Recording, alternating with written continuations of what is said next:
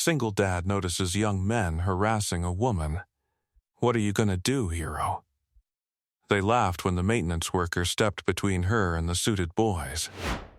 They called him nobody, waived donor credentials, and told security to remove the problem. Then he didn't raise his voice. He calmly checked her, shaking hands like he'd seen worse. What happened next didn't just stop the harassment, it stopped the whole street, because this isn't about bravado. It's about quiet skill under pressure. Before I show you the exact moment when the hospital entrance became a triage scene, stay with me. By the way, where are you watching from? Tell me in the comments below. This isn't a story about status. It's about who saves lives when power fails.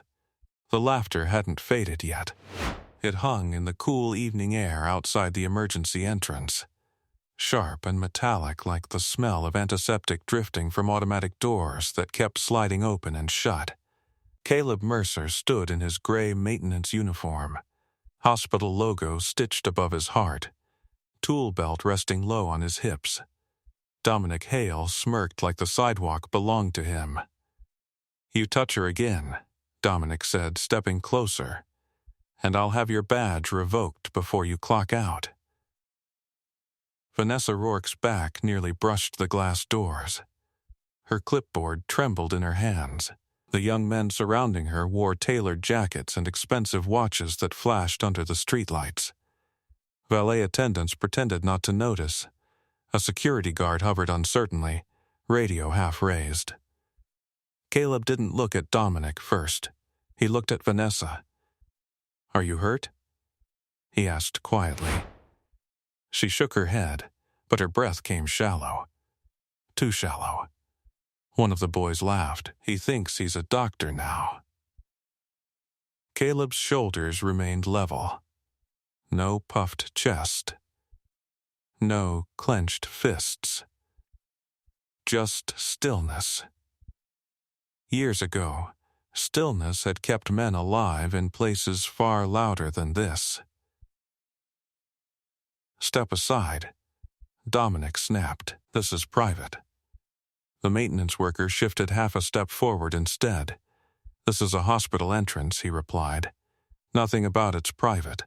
A black sedan idled at the curb. Another donor vehicle pulled in behind it. Nurses on break paused mid-conversation. A paramedic wheeled an empty stretcher toward the sliding doors, eyes flicking toward the tension. Dominic rolled his eyes dramatically. "You clean toilets. Don't act like security." A ripple of laughter again. Caleb let it pass through him. He'd heard worse in places where sandstorms swallowed screams. Behind the bravado, he cataloged details automatically. Flushed skin on the loudest friend, slight sway in his posture, pupils a fraction too wide under the lights. The kid's laugh hitched oddly at the end, as if catching on something invisible in his chest. "Vanessa," Caleb said gently, finally using her name. "Go inside." Dominic's arm shot out, blocking her path. "She's not done talking to us." That was the breaking point. Not rage, not ego, just the line. Caleb's hand moved, not striking, not shoving, but firmly guiding Dominic's wrist away. Controlled, precise, enough to create space without escalation. Gasps fluttered from bystanders. Dominic stared at his redirected arm like it had betrayed him. "Did you just touch me?" Security took 2 hesitant steps closer. Caleb met Dominic's glare without flinching. "I asked you to step back." The donor's son laughed again, louder now, performing for the gathering crowd. "You don't know who you're talking to." Maybe he didn't. But he knew exactly what he was looking at. Entitlement mixed with something more dangerous. Recklessness fueled by the certainty of immunity. The friend with the uneven laugh shifted again, pressing fingers briefly against his sternum as if brushing away discomfort. No one else noticed.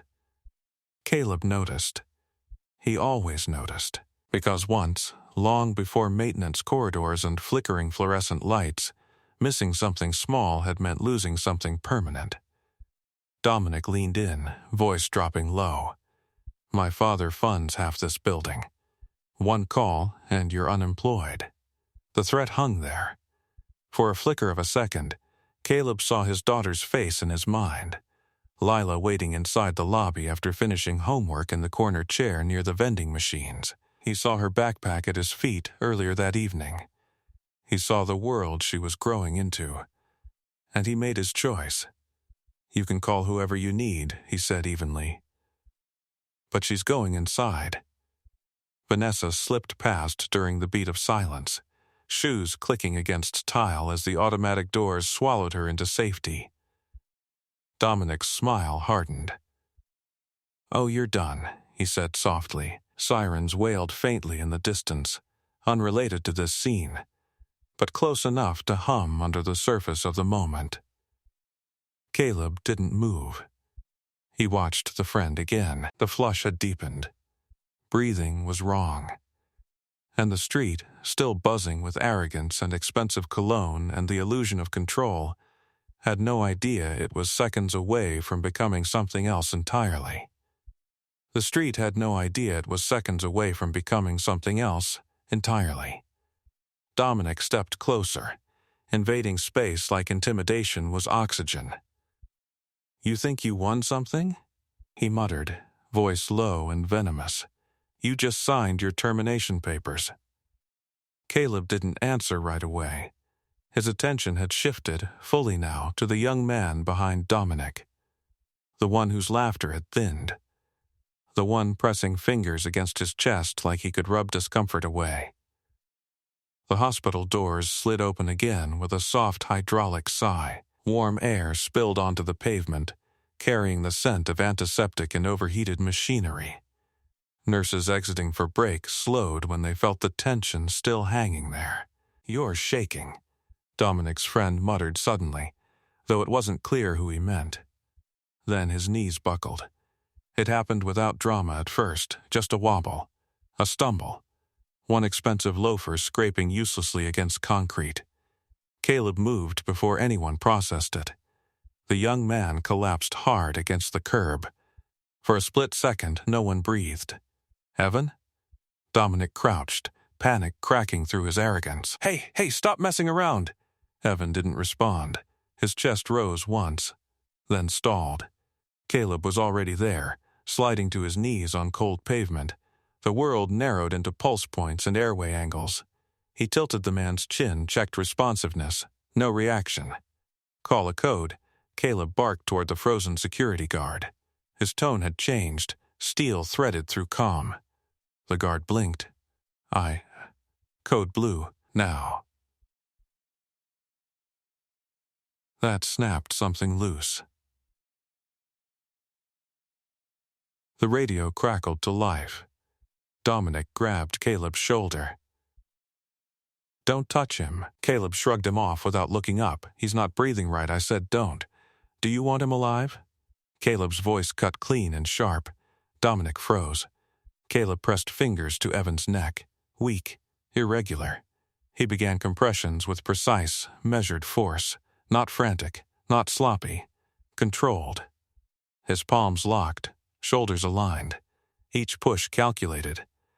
Bystanders gasped as the rhythm echoed against the building fade. Someone started filming.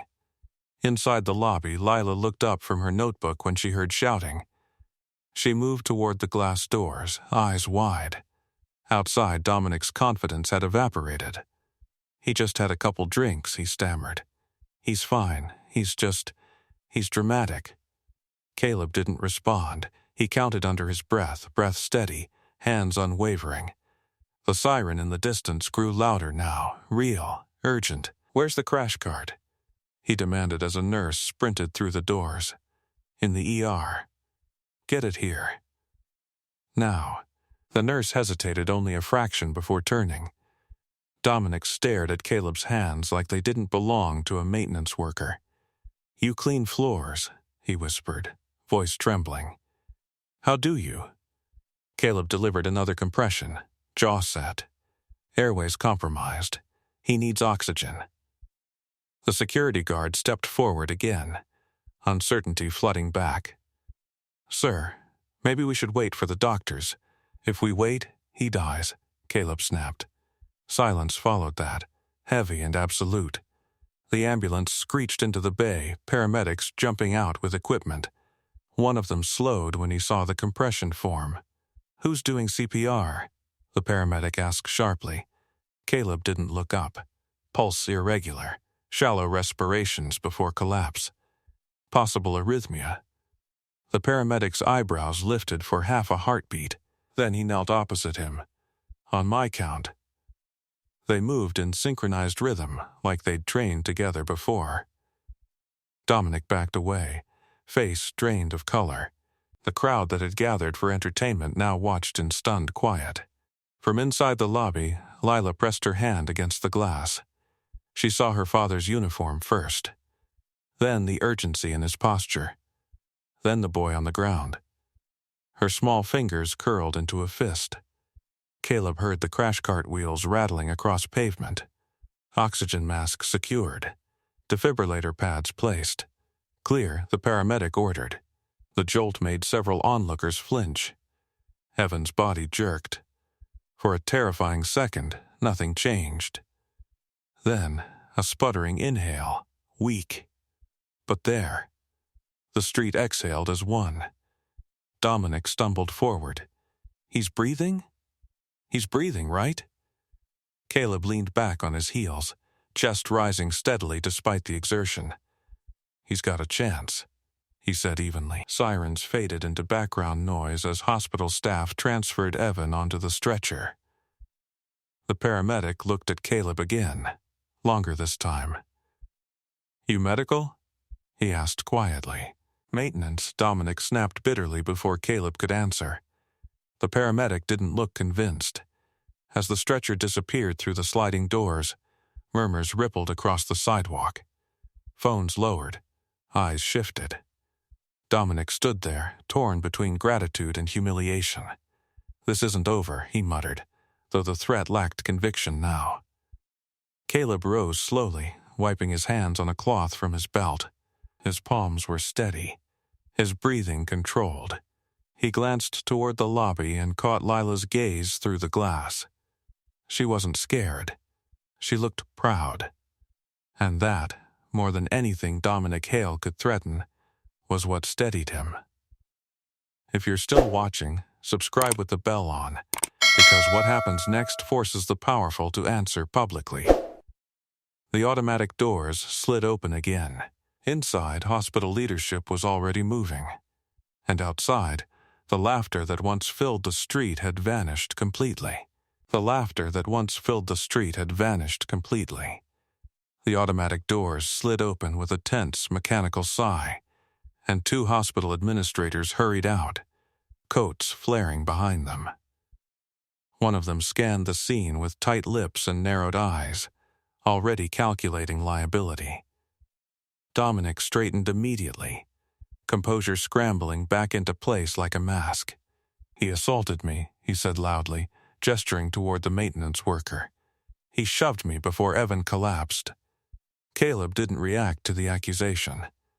He was watching the stretcher disappear down the ER corridor, noting the paramedic's pace, the way the oxygen mask fogged faintly with each assisted breath.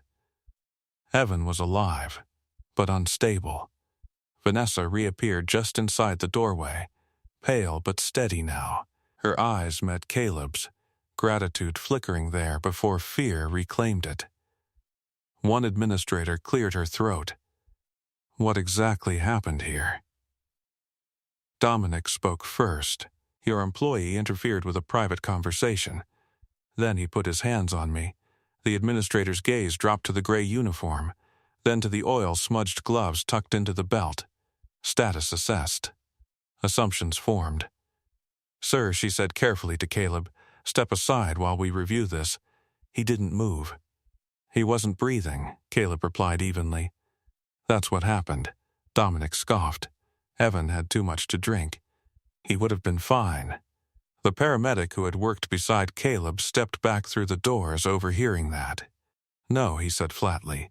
"He wouldn't have." The administrator stiffened. Excuse me? He had no effective respirations for at least 30 seconds before we arrived, the paramedic continued. Whoever started compressions did it correctly. If there'd been a delay, he didn't finish the sentence. Silence settled again, heavier now. Dominic's jaw tightened. You're saying he saved him? I'm saying early intervention mattered, the paramedic answered, eyes flicking toward Caleb with quiet acknowledgement. Before anyone could respond, another presence emerged from the lobby, tall, silver-haired, flanked by 2 suited aides. Dr. Conrad Hale. The atmosphere shifted instantly. Conversations died mid-breath. Staff straightened. The administrators moved toward him with visible deference. Dominic turned, relief flooding his expression. Dad. Conrad's gaze swept the scene with practiced authority. What's going on? Some maintenance guy assaulted me, Dominic said quickly. And now everyone's acting like he's a hero. Conrad's eyes landed on Caleb. They lingered, not with curiosity, but evaluation. The uniform again. The posture. The refusal to shrink. You laid hands on my son? Conrad asked coolly. Caleb met his gaze without flinching. I moved his arm so she could go inside. Vanessa inhaled sharply. Conrad's attention shifted to her. Is that accurate? She hesitated. Dominic's stare burned into her from the side. She was trying to leave, Caleb said before she could answer. He blocked her path. That's not what happened, Dominic snapped. Vanessa's fingers tightened around her clipboard. It is, she said finally, voice quieter than it should have been, but clear. A murmur rippled through the small crowd still lingering nearby. Conrad's expression didn't change. My understanding is my son's friend is now in critical care. He had no pulse when I reached him, Caleb replied. And you are? Conrad asked, tone clipped. Maintenance. The word hung there like an insult. Conrad turned to the administrators. Why is maintenance performing medical procedures outside my hospital? Sir, one began. Because no one else was, Caleb said. The statement wasn't defiant. It was factual. Conrad studied him again. Something unreadable flickering behind his eyes. You overstepped. Caleb felt the weight of that word settle onto his shoulders. Maybe he had. He glanced briefly toward the glass doors, where Lila still stood, small hands pressed flat against the pane. Watching. He turned back. If I'd waited, he said quietly, he wouldn't be breathing.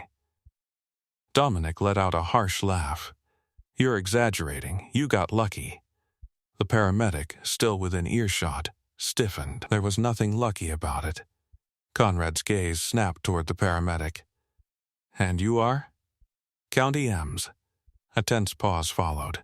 Conrad inhaled slowly, recalibrating. This situation will be reviewed internally, he said at last. For now, I suggest everyone return to their posts. It sounded less like resolution and more like dismissal. The crowd began to disperse, reluctant but obedient to authority. Caleb stepped back at last. Security approached him, not aggressively, but firmly. We need you to come inside, the guard said. Administration wants a statement. Dominic smirked faintly, confidence creeping back in. Yeah, he murmured. Let's get everything on record. As Caleb turned toward the entrance, the glass reflected 2 versions of the scene. The suited power behind him and the worn uniform walking forward. Inside, fluorescent lights buzzed overhead. Behind him, the street that had mocked him minutes ago now felt different, quieter. Not because power had spoken, but because doubt had entered the room. The fluorescent lights hummed overhead as the automatic doors sealed behind them, muting the street's distant traffic. Caleb walked between the security guard and the administrator, boots echoing softly against polished tile.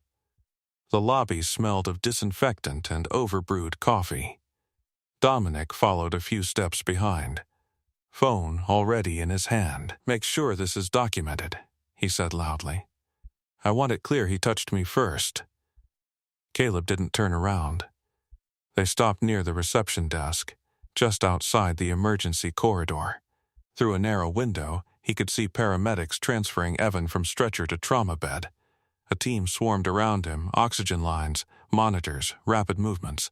Alive. For now. Sit, the administrator instructed, gesturing toward a stiff vinyl chair. Caleb remained standing.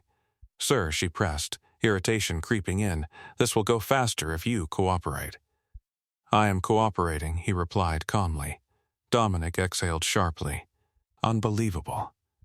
Vanessa lingered near the entrance to the hallway, unsure whether she was allowed to stay.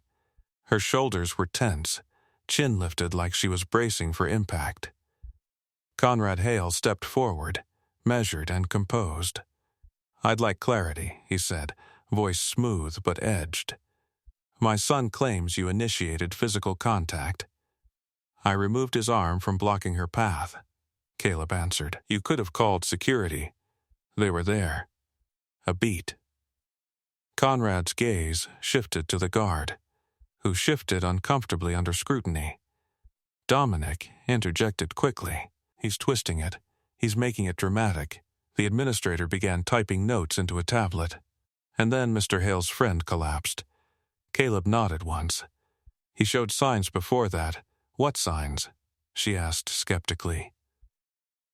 Labored breathing. Irregular stance.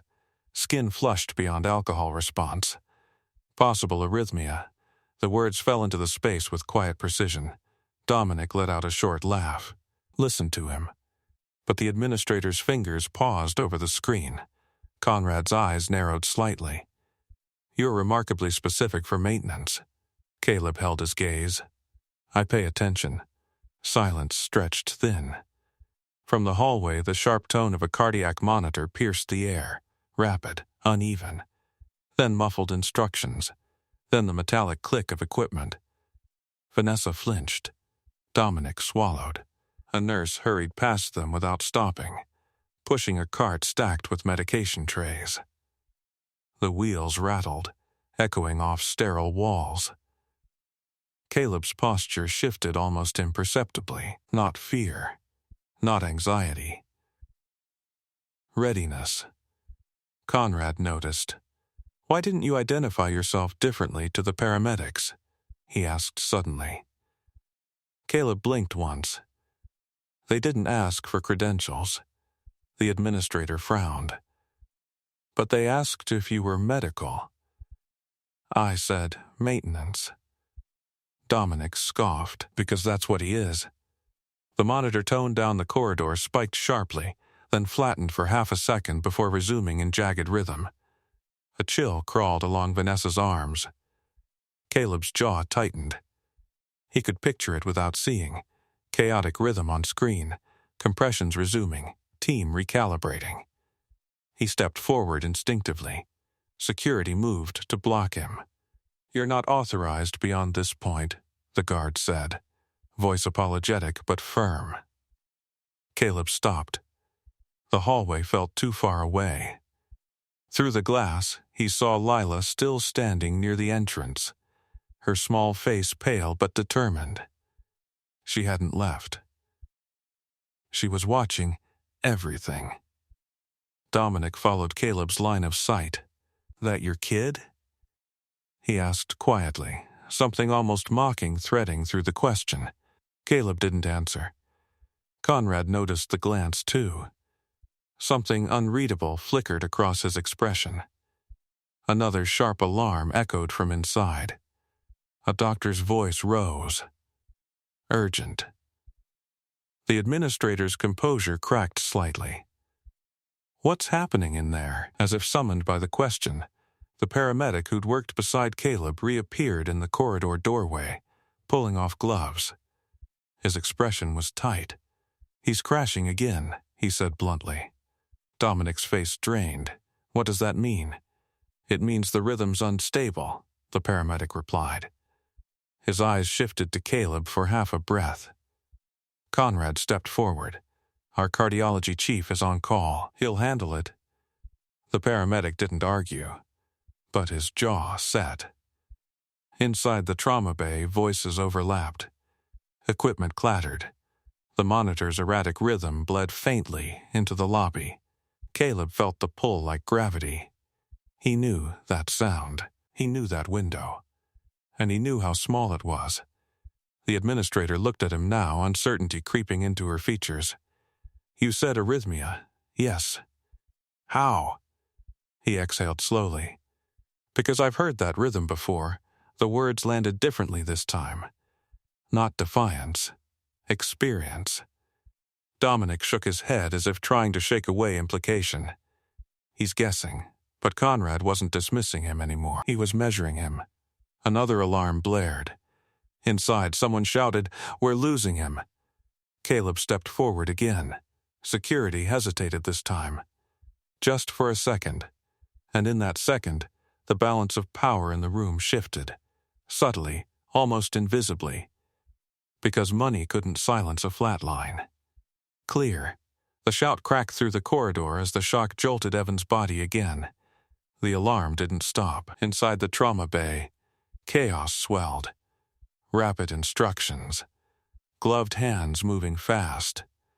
Metal trays clattering against stainless steel. Through the narrow window, Caleb caught flashes of motion. Compressions resumed, oxygen adjusted, a nurse calling out numbers that weren't improving. "We're losing him, again." The words cut through the lobby like broken glass. Caleb stepped forward instinctively. Security moved, but this time the hesitation was visible. Not resistance. Doubt. "He's not authorized," the guard muttered weakly, more to himself than anyone else. Conrad Hale stood frozen, jaw tight, eyes locked on the room where his son's friend was slipping away. Dominic's bravado had completely dissolved. "Do something." He barked toward the corridor, voice cracking. "Isn't this a hospital?" Another alarm shrieked, longer this time. Flat. The cardiology chief rushed past the window, snapping gloves into place, issuing orders. But there was a lag, a fraction too long between compressions and shock. A fraction too long between rhythm checks. Caleb felt it in his bones. He stepped forward again. "He needs immediate airway correction," he said sharply. "You're losing oxygen saturation." The administrator spun toward him. "You can't possibly know that from here." Caleb's eyes never left the room. "Look at the chest rise. It's shallow. Bag's not sealing properly." The paramedic in the doorway turned, following Caleb's gaze. He swore under his breath. "He's right." The paramedic called inside. "Seals compromised." Inside, the cardiology chief adjusted the mask. Another compression cycle began. Still no stable rhythm. Dominic's breathing turned ragged. "Dad." Conrad didn't answer. For the first time since he'd arrived, authority looked uncertain.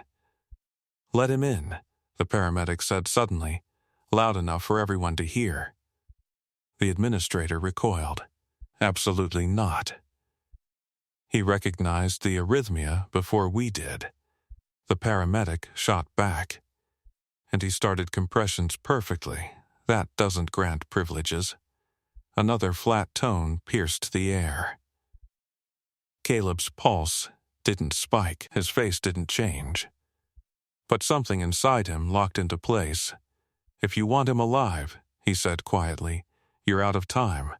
The words weren't dramatic. They were measured. Conrad's gaze shifted to him. "Your maintenance," Conrad said, as if testing the word again. "Yes. And you believe you can assist my cardiology chief?" Caleb met his eyes. "I believe I've seen this before." Dominic stared at him, disbelief and desperation colliding. "If you mess this up, he's already dying," Caleb replied. That landed. Silence stretched thin. Then Conrad did something no one expected. He stepped aside. 30 seconds, he said. The administrator gasped. "Sir, 30 seconds, Conrad repeated, not taking his eyes off Caleb. Security moved out of the way. Caleb walked into the trauma bay. The air inside was thick, metallic and sterile. Monitors flickered violently. The cardiology chief glanced up, irritation flashing. Who? Seal correction's not enough, Caleb said, already moving. He's locking into unstable ventricular rhythm. You need synchronized shock, now. The chief bristled. And you are? Help, Caleb replied. Another compression cycle ended. The rhythm on the screen spasmed erratically. Caleb's hands moved with calm precision, adjusting the patient's head tilt, checking carotid placement, repositioning the defibrillator pad slightly lower. Charge, he said. The chief hesitated, then complied. Clear. Shock. Evan's body jolted. The monitor flickered. Chaotic then. A beat. Another. Weak, but consistent. The room held its breath. Then the line steadied into a fragile rhythm. Sinus, the nurse whispered. The chief stared at the screen, stunned. Oxygen saturation began creeping upward. Caleb stepped back immediately, removing his hands as if he'd never been there. The chief looked at him fully now. That wasn't luck, he muttered. Outside the room, the silence in the lobby had turned reverent. Dominic pressed both hands to his head. He's okay? He has a rhythm, the paramedic confirmed quietly. Conrad exhaled slowly, shoulders lowering by a fraction. Caleb turned toward the door. The cardiology chief stopped him. Where did you train? Caleb paused. Different place, he answered. He stepped back into the lobby. Every eye followed him. The man in the gray maintenance uniform who had been mocked less than 20 minutes ago now walked past executives and administrators without lowering his gaze. Vanessa's eyes shimmered with something close to relief. Lila stood near the glass doors, small chin lifted. Dominic looked like the ground had shifted beneath him. And for the first time that night, no one laughed. If you're still here, subscribe with the bell on, because what happens next forces power to answer in public. Behind Caleb, the monitor inside the trauma bay continued its steady, fragile rhythm. Alive. The word hung in the trauma bay like something fragile and breakable. Monitors continued their steady electronic rhythm, each beep thin but consistent. Nurses moved with quieter urgency now, securing lines, stabilizing oxygen, checking pupils. The cardiology chief kept his eyes on the screen as if daring it to betray them again. Caleb stood near the doorway, hands relaxed at his sides, breathing even. He didn't look triumphant. He looked finished. Maintain that rhythm, the chief instructed his team. Prep for transfer to ICU. Carefully. Only then did he glance back at the maintenance worker. Step outside with me, he said. They moved into the corridor together. The sliding doors whispered shut behind them, sealing the chaos inside. The lobby felt different now. Quieter. Charged. Dominic stared at Caleb like he was trying to reconcile two incompatible images. The man he'd mocked, and the man who'd just stabilized his friend. Conrad Hale stood very still. What exactly did you do in there? The administrator asked, voice thinner than before. Caleb shrugged lightly, adjusted what was failing. That's not an answer. It's the only one that matters. The cardiology chief folded his arms. He recognized unstable ventricular rhythm before we confirmed it, he said evenly. And he corrected our pad placement under pressure. That isn't something you guess. The administrator's mouth opened, then closed. Conrad stepped forward slowly. You've had formal medical training. It wasn't a question anymore. Caleb held his gaze. Yes. Where? He hesitated just long enough for the silence to stretch. U.S. Army, he said. Combat medic. The words didn't echo loudly. They didn't need to. Vanessa inhaled sharply. Dominic blinked. That's what? That's not the same thing as... It's exactly the same thing when someone's heart stops. The paramedic cut in. Conrad's expression shifted, not softened, but recalibrated. How long? Conrad asked. 8 years active, Caleb replied. Multiple deployments. And now you're repairing light fixtures. Now I'm raising my daughter, he said calmly. The statement landed heavier than any Ursum. Lila stepped closer from the lobby entrance, drawn by the change in tone. She stood near him now, small hand brushing against his work pants. Dominic noticed. You could have told someone, he muttered, frustration curdling into embarrassment. You let us think you were just. Maintenance? Caleb finished quietly. I am. The cardiology chief gave a short, humorless breath. You saved him twice. Your team saved him, Caleb corrected. No, the paramedic said firmly. He bridged the gap. That phrase lingered. Bridged the gap. Conrad looked around the lobby, the administrators, the security guard, the small gathering of staff pretending not to listen.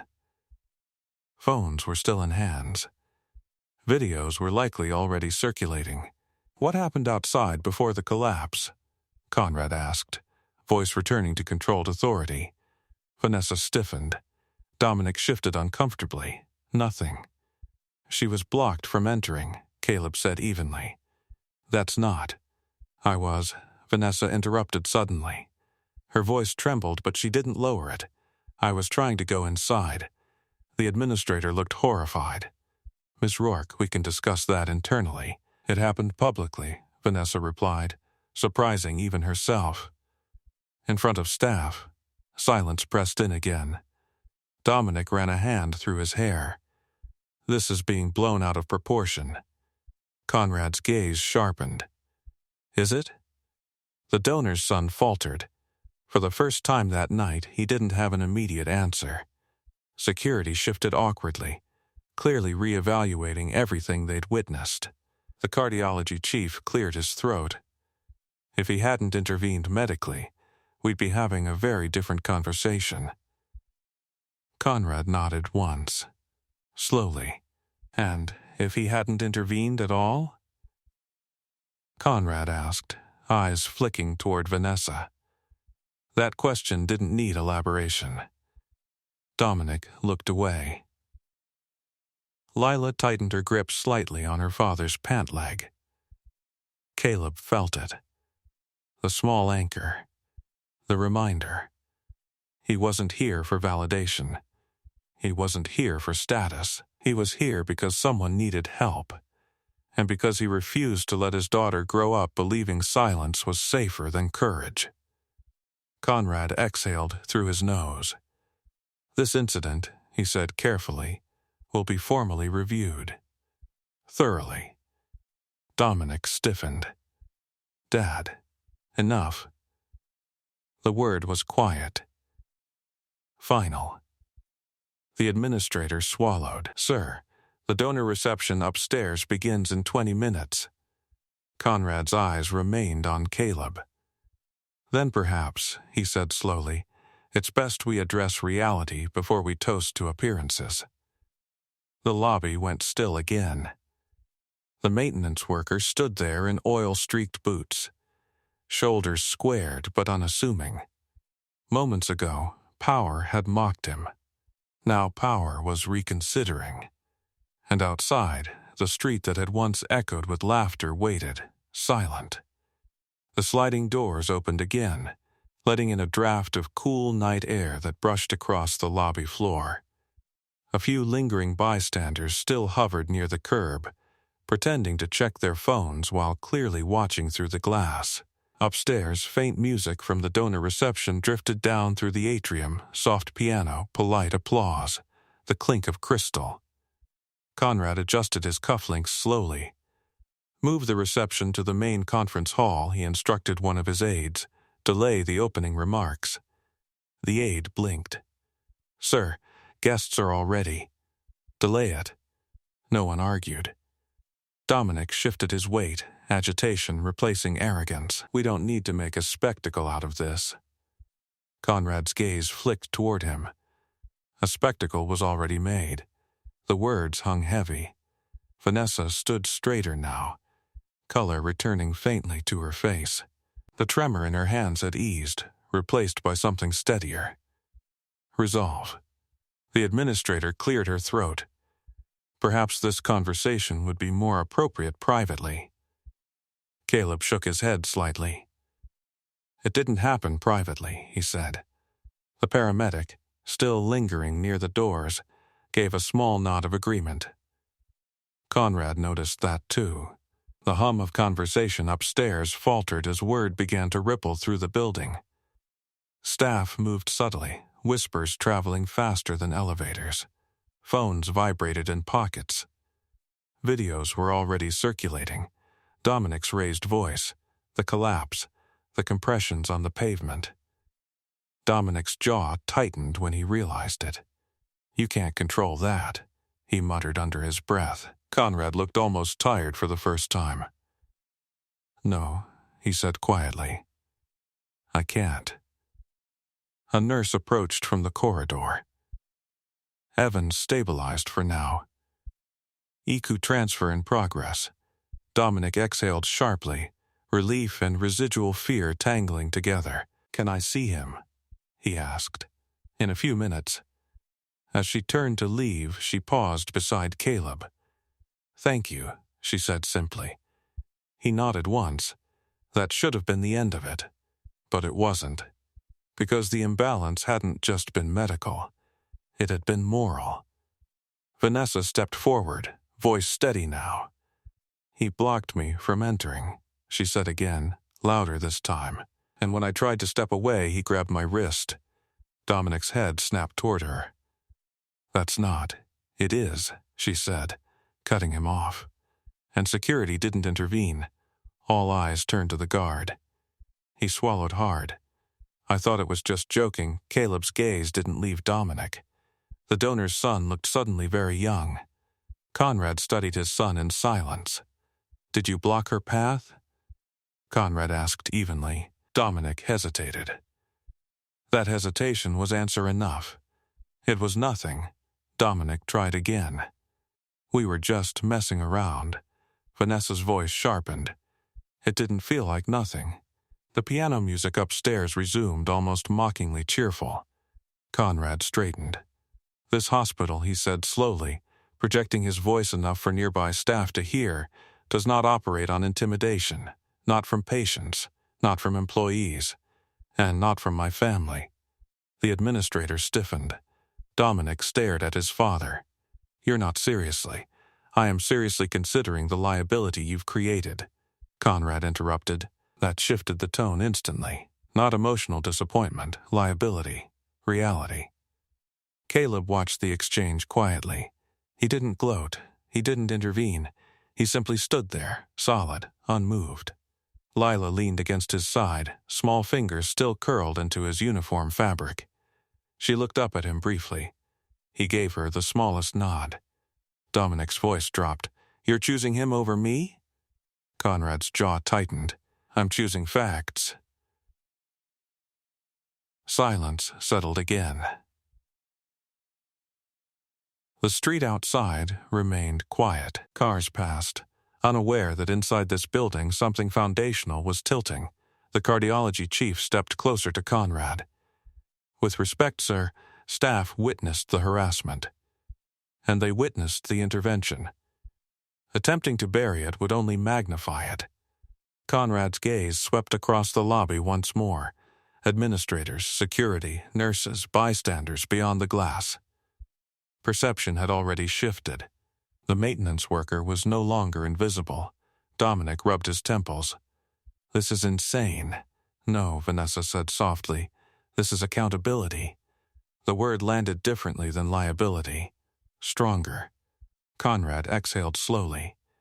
We will address this formally, he said at last.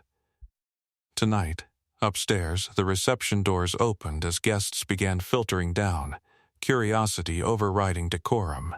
The collision between prestige and pavement was no longer avoidable. And Caleb, still in oil-streaked boots beneath polished marble ceilings, understood something clearly. The real confrontation wasn't over. It was just moving to a bigger stage. Elevator doors opened with a soft chime, spilling out donors in tailored suits and silk dresses, champagne glasses still in hand. Their laughter faded when they sensed the tension pooling in the lobby below. Conversation slowed. Eyes shifted. Conrad Hale stepped forward, commanding attention without raising his voice. "We'll be relocating the reception to the main conference hall," he announced smoothly. "There's been an incident." The word rippled uneasily through the crowd. Dominic hovered near the edge of the gathering, color returning to his face, but not confidence.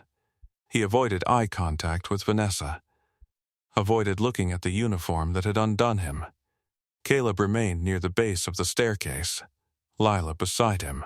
He felt every polished shoe, every curious glance. The marble floors reflected chandeliers and expensive heels, power polished to shine. He did not belong here. And yet, he did. Vanessa moved closer to him, voice low. "They're going to try to contain this upstairs." He nodded once. "Probably," her jaw set. "I don't want it contained." Before he could respond, the administrator approached, expression tight. "You're being asked to remain downstairs," she told Caleb. "The board will discuss matters privately." "Of course," Dominic muttered, relief flickering. Caleb looked at the administrator evenly. "It wasn't private. That doesn't change protocol." From the staircase, one of the cardiologists descended halfway, speaking quietly to Conrad. Words like optics and liability exposure floated down. Phones buzzed again. Someone in the donor circle whispered, "Is that the man who performed CPR outside?" Another voice answered, "I saw the video." Dominic heard that. His shoulders stiffened. The narrative was slipping. The administrator tried again. "Sir, you've done enough. Please, return to your duties." Caleb felt Lila's hand tighten slightly. He crouched briefly so his eyes were level with hers. "You okay?" She nodded, solemn. "You didn't let him bully her." "No," he said softly. "I didn't." He rose again just as Conrad descended the final steps. "We will address this openly," Conrad said, loud enough now that the gathering crowd could hear. "There will be no private dismissal." A murmur rolled through the donors. Dominic stared at his father. "You can't be serious." "I am," Conrad replied. The administrator paled. "Sir, the press will learn we respond with integrity," Conrad finished. For the first time that evening, Dominic looked cornered.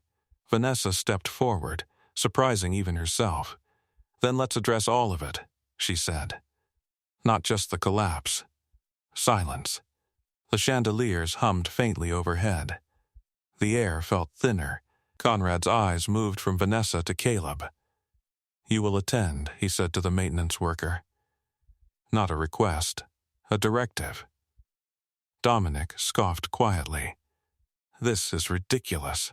Caleb met his gaze calmly. "You wanted it on record." That hit. The donors began filtering toward the conference hall, curiosity overriding discomfort. Staff lingered along the edges. No one wanted to miss what was unfolding. As they moved toward the larger room, the contrast sharpened. Polished marble giving way to plush carpeting, oil-streaked boots stepping onto luxury flooring. Caleb walked steadily, neither shrinking nor swelling. Inside the conference hall, microphones stood ready near a small stage. The hospital logo gleamed behind it in brushed metal. Rows of chairs faced forward, now filling quickly. Dominic muttered under his breath, "This is going to ruin everything." Conrad didn't respond. Vanessa took a seat near the front, shoulders squared.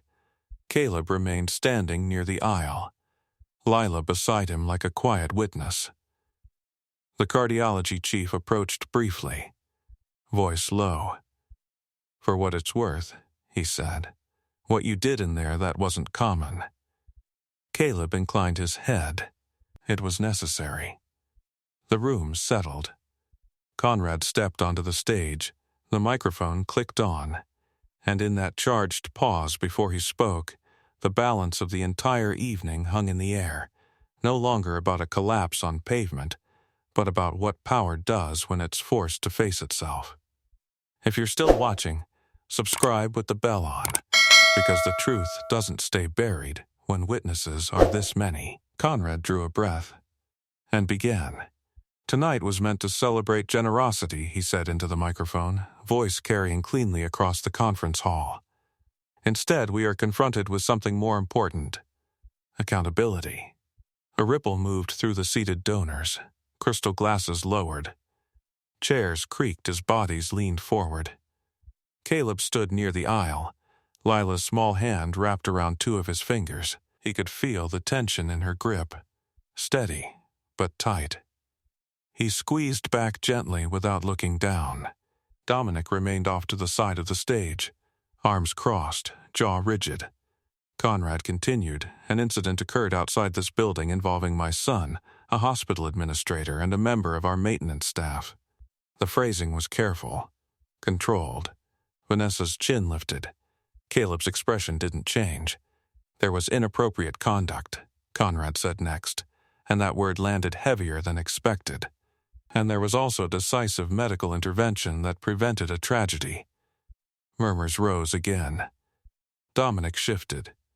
You don't have to frame it like that, he muttered under his breath, though the microphone still caught it faintly. Conrad didn't look at him. I have reviewed preliminary accounts, he went on.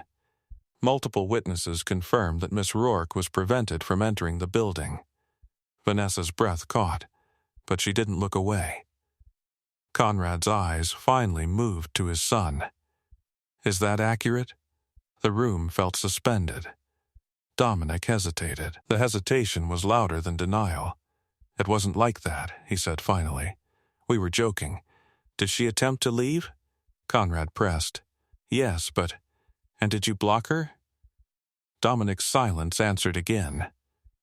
A low murmur rolled through the donors. Caleb felt Lila glance up at him. He kept his gaze forward, posture steady. This wasn't about triumph, it was about example. Conrad turned slightly, addressing the room. Harassment is not humor, and this institution does not protect misconduct because of wealth or lineage. The sentence cut cleanly. Dominic's composure fractured. So you're just throwing me under the bus? In front of everyone? I am acknowledging reality, Conrad replied evenly. Vanessa stood. Her voice carried without a microphone. I tried to walk away, she said, and I was told to stay.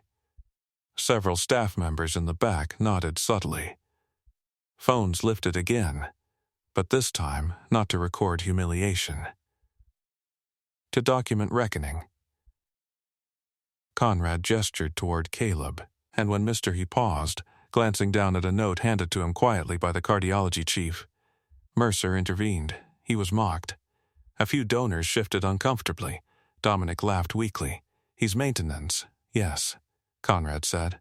He is. The simplicity of it unsettled the room.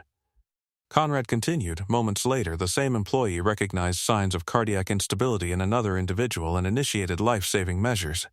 The cardiology chief stepped forward slightly, voice clear. Had compressions been delayed, the outcome would likely have been fatal. The words were clinical. Final. Dominic's face drained again. Conrad let the silence stretch this time. Caleb felt eyes on him from every direction, curious, appraising, newly respectful. He did not shift under it. Lila stood straighter beside him. Conrad spoke again, slower now. This hospital prides itself on excellence. Excellence is not defined by funding. It is defined by action. That line lingered. Vanessa's shoulders eased slightly. Dominic ran a hand over his face. This is insane, he muttered again, but it lacked force. Conrad looked at him, not as a benefactor, as a father. You will issue a formal apology, Conrad said quietly, to Miss Rourke and to Mr. Mercer. A collective intake of breath. Dominic's eyes widened. In front of everyone. Silence thundered louder than any earlier laughter. Caleb felt something shift inside him, not satisfaction, not vindication. Relief. because Lila was watching, and she needed to see this part. Dominic hesitated, pride wrestling with exposure. Vanessa didn't look away. The room waited. Power had spoken, but now power demanded humility, and there was nowhere left to hide. Dominic stood under the chandelier light, the weight of dozens of eyes pressing against him. For the first time that night, his tailored jacket looked too tight across his shoulders. His voice faltered. The microphone on the stand beside Conrad hummed faintly, amplifying even the smallest sound in the room. Caleb didn't move. He could feel Lila's presence beside him, steady, quiet. He rested a hand lightly on her shoulder, grounding himself as much as her. Dominic swallowed. "I didn't think it was a big deal," he said finally, words uneven. "We were joking. I didn't mean to make anyone feel unsafe." Vanessa's expression didn't soften. "That's not an apology," she said calmly. A few donors shifted uncomfortably in their seats. Conrad didn't intervene. Dominic's jaw clenched. He looked at the floor for half a second, then back up.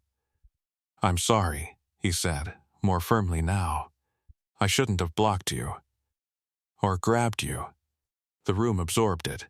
He turned, reluctantly, toward the man in the maintenance uniform. "And I was wrong about you." Caleb met his eyes. "You were wrong about her," he corrected quietly. That landed harder than any raised voice could have. Dominic nodded once, stiffly. "Yes, I was." The silence that followed felt different from earlier, not stunned, settled. Conrad stepped forward again. "Effective immediately, my son will be removed from all advisory involvement with this hospital pending a full internal review." A sharp intake of breath rippled through the donors. Dominic's head snapped toward him. "You can't be serious." "I am," Conrad replied evenly. "Actions have consequences." Vanessa exhaled slowly, tension draining from her shoulders for the first time all night. The cardiology chief spoke next. "And as for Mr. Mercer, his intervention will be formally recognized in his employee record." A murmur of approval moved through the staff seated in the back rows. Caleb shifted slightly. "Recognition isn't necessary," he said. "It is," the chief replied. Conrad nodded. "You will also be offered the opportunity to consult with our emergency response team." That stirred a new wave of whispers. Maintenance. Consulting. The contrast was almost too sharp. Caleb glanced down at Lila briefly, then back at Conrad. "I appreciate the offer," he said evenly. "But I'm not looking for a promotion." Conrad studied him. "Then what are you looking for?" The question hung in the air. Caleb didn't hesitate. "Consistency," he said. "If someone's blocked from entering this building, it should matter, no matter who they are." The room went still again. Vanessa's eyes shimmered faintly. Conrad inclined his head once. "It will." Dominic looked smaller now, not diminished by humiliation, but by reality. The donors began murmuring more openly, some nodding in approval, others clearly unsettled. Phones buzzed again, news spreading beyond the walls of the conference hall. Outside, through the tall glass panels, the streetlights glowed steadily over the quiet pavement where it had all begun. Caleb felt the shift fully now, not in status, in perception. He wasn't invisible anymore. But he also wasn't elevated above anyone. He was simply seen. Lila tugged lightly on his sleeve. He leaned down. "You didn't yell," she whispered. He smiled faintly. "Didn't need to."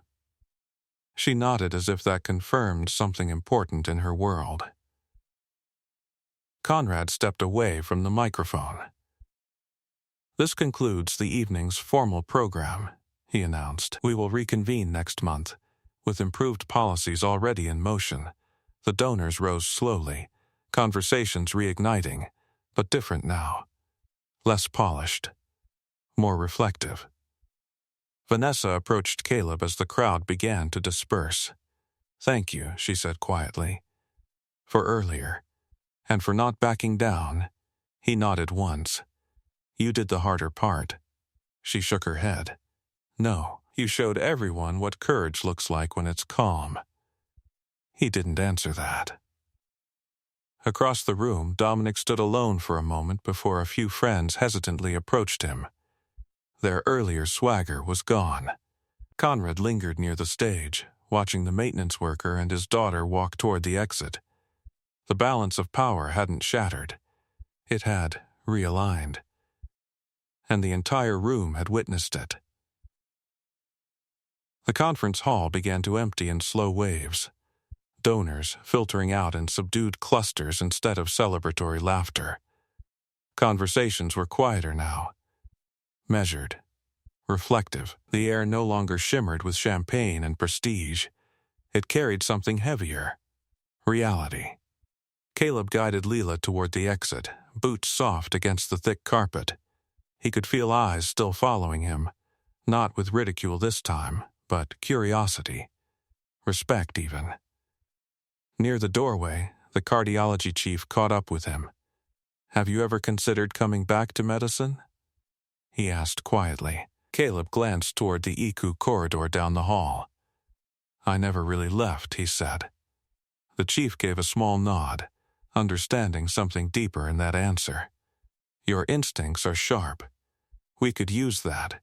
I'll think about it," Caleb replied, though his tone suggested his priorities were already clear.